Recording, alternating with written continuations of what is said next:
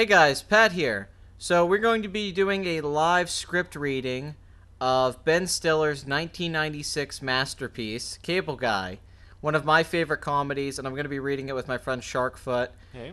He's going to be playing the part of Chip Douglas, originally played by Jim Carrey, and I'm going to be playing the part of Steven, I don't even know his last name, played by Matthew Broderick, who... Yes, and a variety of other characters in the script. Yeah, we're going to take turns. We're going to start doing this. You guys tell us what you think after this. We're just going to read movies that we like and we think are fun and characters that we've always kind of wanted to Just play. an idea that we always wanted to do and try out. Yeah, and we always talked Cable Guy specifically. Yeah, we usually spend years quoting this movie, so we figured out, we'll just do a video of us doing a live script reading. All right, well, you guys enjoy. Here is Cable Guy, written by Lou Holtz Jr. and then rewritten by Judd Apatow. Full frame, white noise. Credits begin. The entire frame is filled with white noise within which one can make out the faint image of a television program. Every few moments the channel changes, revealing a new ghostly image. The camera pulls back very slowly, reveal that this image is coming from 27-inch television. The camera pulls back more, and we see a man's hand enter frame, holding a remote control. The hand changes channels frantically. The camera pulls back into its final position, and we see Stephen Bartowski, 30 years old, sitting on his couch. He is trying to find a channel with viewable reception. Unfortunately for him, his cable is not hooked up. Steve looks at watch. Jesus, where's the Cable Guy? End of credit sequence. Interior, Steven's apartment, continuous. It is a stylish old apartment. There are half unpacked boxes strewn about the floor. Steven has just moved in. The phone rings. Steven. Hello? We see Steven's best friend, Rick, standing in the middle of a busy newsroom. He is rough-looking, cynical local news cameraman. In the background, hanging from the ceiling, is a television set. A lot of social commentary. On the TV, an anchorman sits at his desk fixing his hair as he waits to go on the air. A graphic on the screen says, Sam Sweet Trial Update. Rick.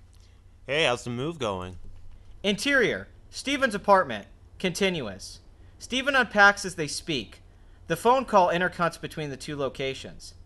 Horrible! This Cable Guy is missing in action. Apparently he's going to be here sometime between 8 a.m. and my death. Hey, you haven't called Robin, have you?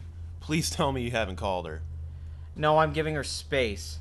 I can't believe she's doing this. You never should have asked her to marry you. You are the mad smotherer. All she had to do was say no. She didn't have to kick me out. I feel like Felix Unger. Hey, you forced her to evaluate the relationship. If you didn't propose, she would have never realized how unhappy she was. I don't want to talk about it. So what time are you going to come by, man? I can't. I'm working double shifts the rest of the week. It's my first night here. Don't do this to me. The other camera guy pulled his back. Besides, I spent the last 2 weeks with you on my couch. Isn't that enough? Fine.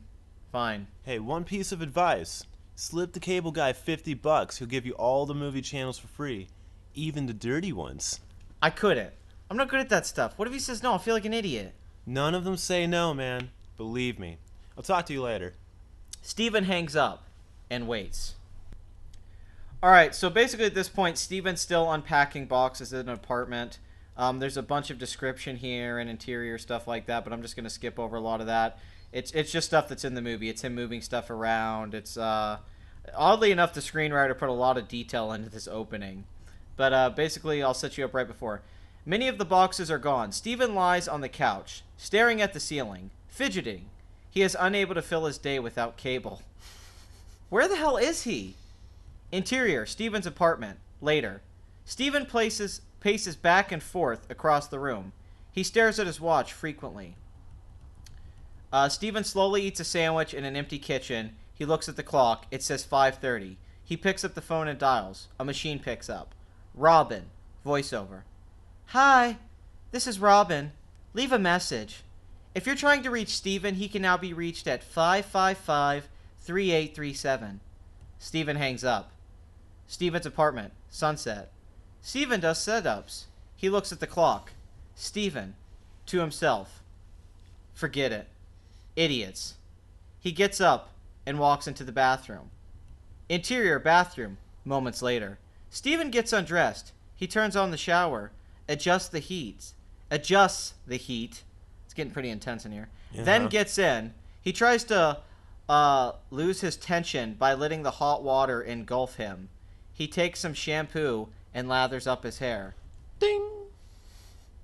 Oh, great. The doorbell rings several times. Ding! Ding! Steven jumps out of the shower, Ding. soaking wet. Ding. Throws on a bathrobe and runs to the door. Don't leave, I'm here! I'm here! Steven runs to the door. Hello? Cable guy? Steven reaches the door and looks through the peephole. POV through the peephole. The cable guy's walking away. Steven opens the door and yells to the cable guy. Hey, wait! The cable guy turns back. Well, look who decided to show up. I was just going to collect my retirement pension. The cable guy wears a clean white jumpsuit and is extremely confident despite the fact that he speaks with a slight lisp. This lisp gives him a childlike quality. Wait, he was wearing a blue jumpsuit in the movie, wasn't he? Yeah, this is different now. Oh, boy. Wow. Interesting.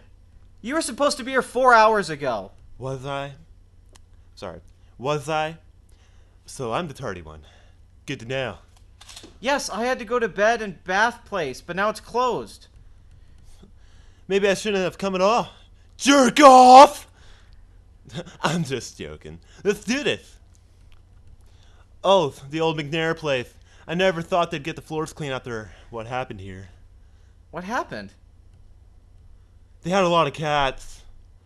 They walk into Steven's living room. Hey, this could be a cool pad. Here's the comic card. He pulls out the card and hands it to Steven without turning back to look at him. Please mail to me when I'm done. Did these go to your boss? No, they go to me. I'm a kind of a perfectionist. A perfectionist. He strains to lose his lisp. Tuh. Now let's take a good look at what we're dealing with. He walks around the room with his hands out, sensing the space.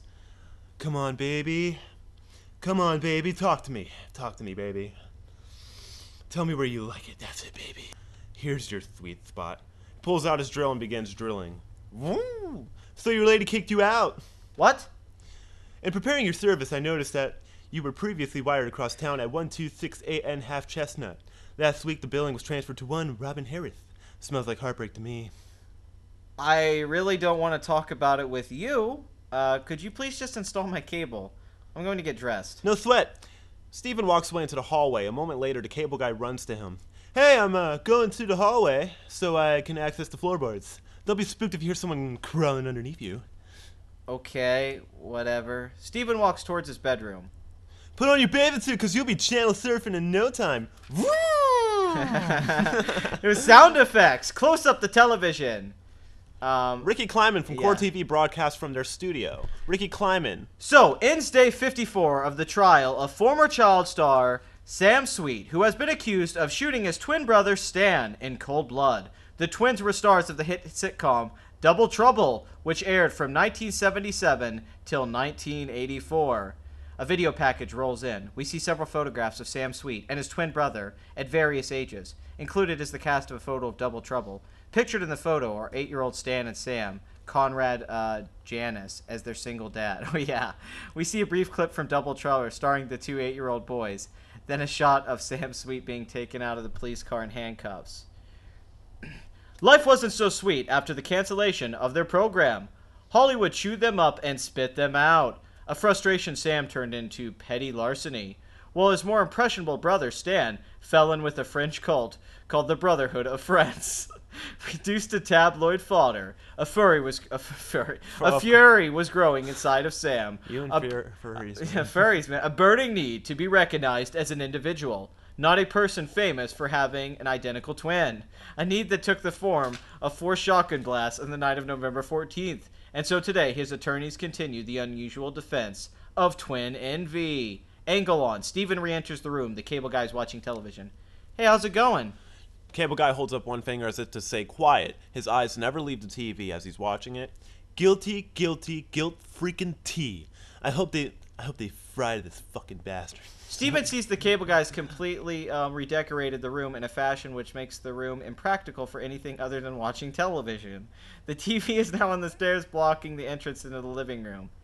Steven looks around. What happened? Cable guy jumps to his feet. The arrangers Sorry. The arrangement of your major appliances in your furniture is causing some noisy picks and humbars in your reception. I moved a few things, cleared it right up. Is that cool? I guess so. Oh, you programmed. Off to Steven's look. Then let me save your remotes. He picks up Steven remotes, punches in a complicated series of commands, then points them at each other. As he holds them together, he makes a face as if their power is surging through him. Oh, maybe we should leave these two alone. So after this, I'll only need one remote for everything? You know, you're pretty good at this. You could be a cable guy yourself, he finishes. Now let me check your levels. With amazing alacrity, he adjusts color settings, sound controls, closed caption, etc. Then he clicks through the channels, a music video, a documentary on Hitler, Oprah Winfrey Show, Starving Kids, Barney, Court TV. The cable guy watches emotionless. Alright, that about does it. I just have some paperwork for you to fill out. Sign here. Steven does. That gave me power of attorney over you. Joking. Steven laughs. The cable guy joins him, but then continues to laugh way too hard for way too long. As the laugh ends, it quickly turns into an awkward moment. The cable guy does not want to leave. I'm about finished here. Okay, I feel good about this. Cable guy walks to the door. One thing. Turns back immediately. Yeah? I have this friend, and he said he gave us cable guy $50, and he got free movie channels. Have you heard anything like that? You mean illegal cable? Yeah. Who told you that? I want his name. Hey, man, forget it. You're offering me a bribe. What you have done is just illegal. And in this state, if convicted, you could be fined $5,000 to spend 6 months in a correctional facility. Hey, man, please, that was dumb, okay? I was just making conversation. It's no big deal, all right? I'm just jerking your chain. Wake up, little snoozy. Don't worry, I'll juice you up. All it is the push of a button. He puts his arm around Steven and walks toward the front door. Oh, man, great. How much, man? Don't worry about it. I couldn't charge you. Your girl just booted you. Consider it one guy doing another guy is solid. That is so nice. Hey, you're a nice guy. You'd be surprised how many customers treat you like shit. Like I'm a goddamn plumber or something. He hands him a card. Here's my personal beeper number. It's just for preferred customers. Never call the company. They'll just put you on hold. Hey, thanks really, man. You're gonna get good marks here. Maybe someday I'll take you out to the satellite and show you how all this incredible stuff works. It's really incredible. Hey, sure. We should do that one day. How about tomorrow? Tomorrow. Tomorrow's not good. What are you going to do? Sit at home and stew about your ex? No. Oh. Okay. I guess I crossed the line. Sorry. No, man. You didn't cross the line. No? Cool. I'll pick you up at 6:30. On the flip side, Yeah. the cable guy leaves before Steven can reconsider. Steven cannot believe he just got roped into that. In revision, pink. Okay, Steven is in the middle of a presentation to his coworkers. His boss, Hal Daniels, looks impressed. Steven pulls a sheet off an architect's model of a condominium complex. Why don't you play the boss, Mr. Daniels, and all? Yeah, just keep it consistent. Okay. There are 24 classrooms. Each can be converted into 1,400 square foot home. The facility has 2 tennis courts, an Olympic-sized pool, and full gym, with the stage if the residents decide they want to perform Oklahoma. Everyone laughs. And most important, the structure's available in foreclosure.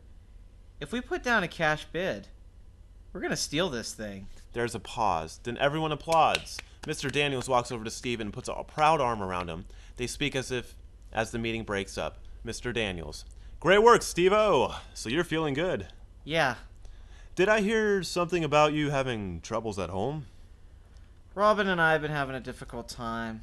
I moved out. But I really think it's temporary. I gotcha. I love this project, but it's a big mother. You know what I mean. If it fails, corporate's gonna have my ass. I've got confidence in you, but you hear where I'm coming from, bro. Absolutely. Now I've got more time than ever. It's a good thing. I know I can pull this thing off. Then what are you doing talking to me? You've got a lot of work to do. Get to it. Thank you. I will.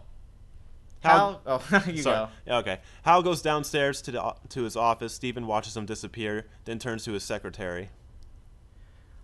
I'll be right back. Steven walks through the halls looking for Robin's office. Robin Harris, an attractive woman in her late 20s, sits at her desk at Sassy Magazine. Steven peeks his head in her door. Steven. Hello. Robin's face drops. Robin. Steven, what are you doing here? I was just in the area. Thought I'd pop by. How's work? How's the big Teen Crush article come out? They liked it. I thought we agreed we weren't going to see each other for a month. I know, it's just Daniel's accepted my proposal to renovate the old schoolhouse. That's wonderful. Congratulations. I know I'm breaking the rules, but come have dinner with me tonight to celebrate. I don't think we should. Come on, this is the biggest day of my career. Don't put me in this position. What position? I want to share this with you. Robin, feeling pressured. I love you, but I need to take some time on my own to see how I feel. You agreed to this. I mean, this is exactly why we broke up, because you never listened to me. What? Now we're broken up?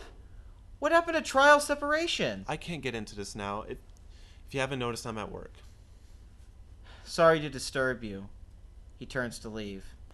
Steven, congratulations. I know how much this means to you. You deserve it. Thanks. He leaves. Steven is watching television.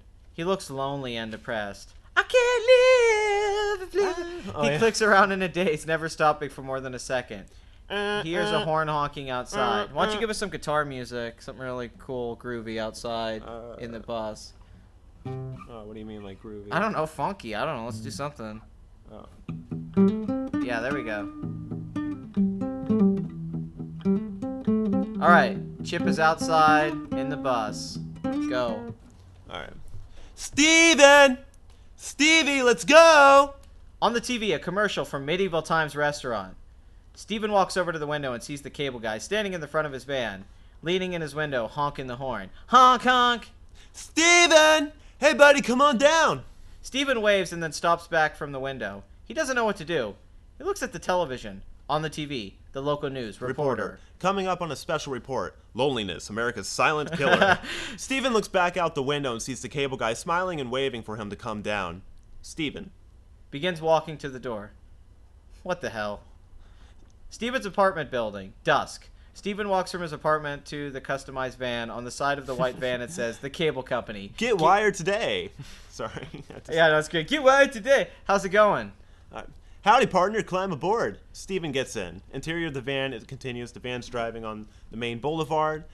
Now the cable guy. Yeah. Thanks for coming out. You know, most people think cable is just a simple coax that comes out of the wall. They never take the time to understand how it works. Where exactly are we going?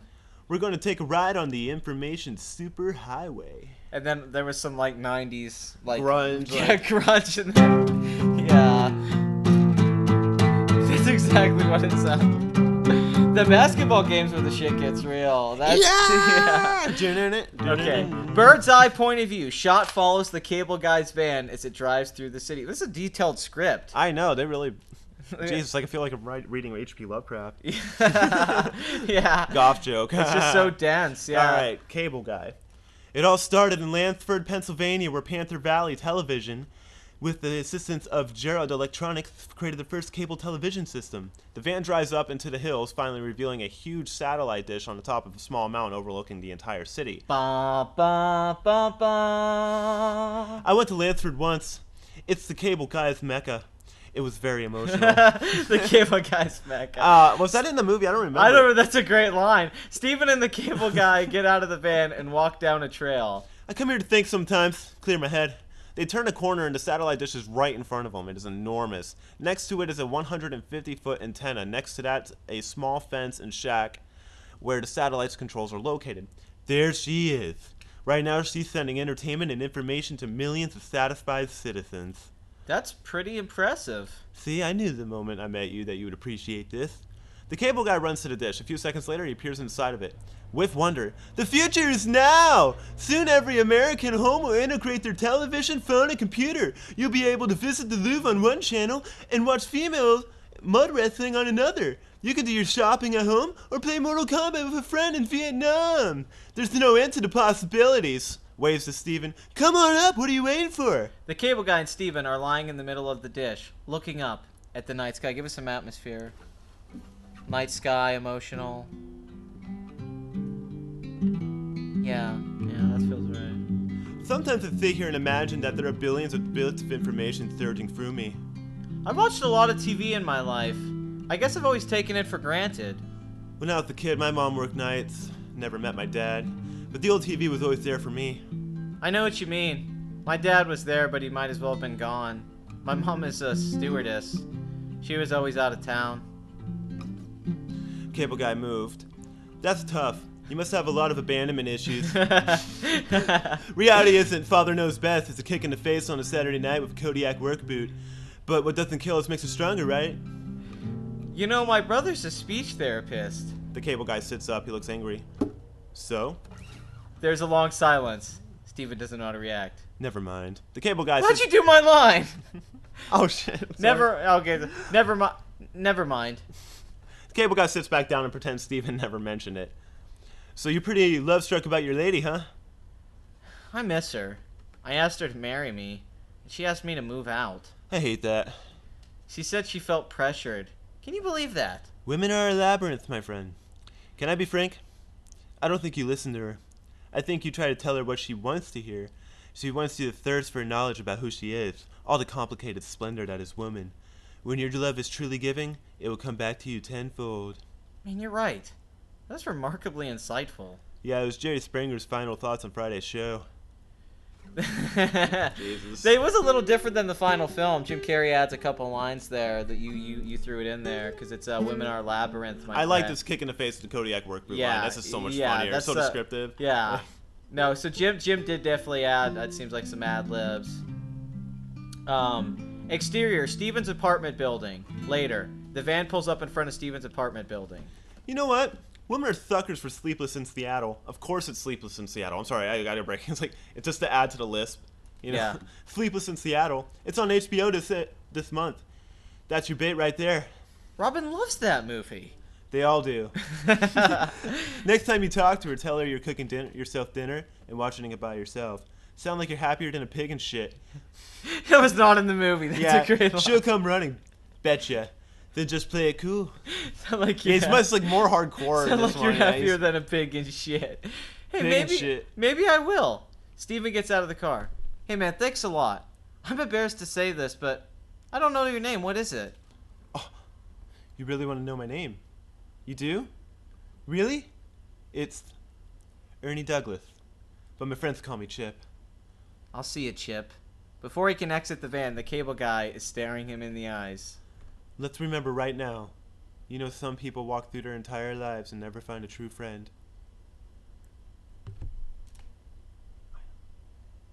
I guess we're the lucky ones. Okay, was that in the movie? I don't remember that. I don't know. I think he just says goodbye or something like that. Yeah, that's funny. Let's just remember right now, you know, some people walk through it says long pause there, and I was just trying to be funny. Steven's point of view, the cable guy's in slow motion. He blinks once. Goodbye? Later, buddy. I'll catch you on the flip side. Steven exits the van feeling a little uncomfortable. Interior, the coffee house the next day. Steven and Robin are talking. Robin does not look happy.